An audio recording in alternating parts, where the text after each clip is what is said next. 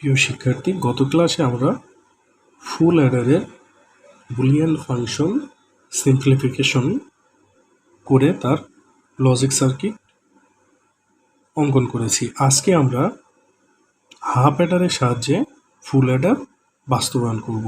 তোমাদের পরীক্ষায় আসতে পারে হাফ অ্যাডারের সাহায্যে ফুল অ্যাডার বাস্তবায়ন করো, অথবা আসতে পারে দুটা হাফ অ্যাডারের সাহায্যে একটি ফুল অ্যাডার বাস্তবায়ন করো। আবার পরীক্ষায় বলতে পারে দুটি XOR দুটি AND গেট দিয়ে ফুল অ্যাডার বাস্তবায়ন করতে। তো চলো আমরা দুটি হাফ অ্যাডারের সাহায্যে একটি ফুল অ্যাডার বাস্তবায়ন করে দেখব। তো দুটি হাফ অ্যাডার আমরা এখানে একটু অঙ্কন করি।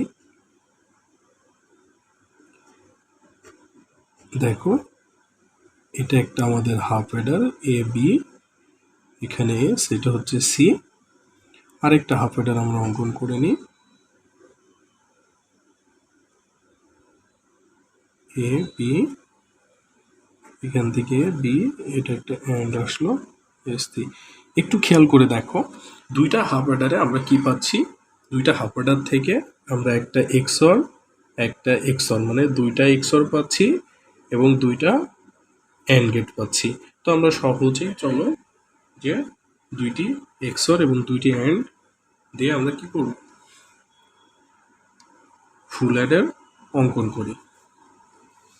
তো এই দুইটা ইকুয়েশন হচ্ছে আমরা ফুল অ্যাডারের যেই বুলিয়ান সমীকরণ ছিল সেই সমীকরণ সিম্পলিফাই করে সামিশন এবং ক্যারির দুইটা সমীকরণ পেয়েছি।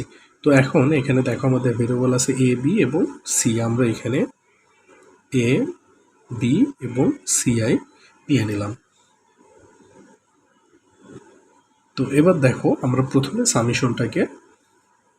সামিশনটাকে সার্কিট ডিজাইন করি।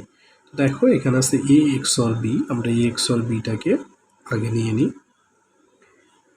এ থেকে একটা লাইন আসবে এবং কানেকশন, এবং বি থেকে একটা কানেকশন আসবে।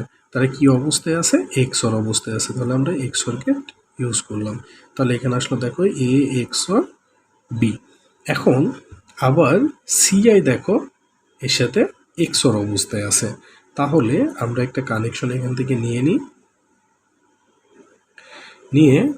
এখানে যদি আমরা আরেকটা এক্সর অঙ্কন করি, তাহলে একটু খেয়াল করে দেখো, এখান থেকে আসছে আমাদের সিআই আর এখান থেকে যাচ্ছে এ এক্সর বি। তাহলে এই যে সিআই এক্সর এ এক্সর বি, মানে আমরা ইজিলি দেখো সামটা বের করে ফেলছি। এখন আসো আমরা ক্যারিটা ড্র করব। ক্যারিটা ড্র করলে আমরা দুইটি হাফ অ্যাডারের সাহায্যে একটা ফুল অ্যাডার বাস্তবায়ন হয়ে যাবে।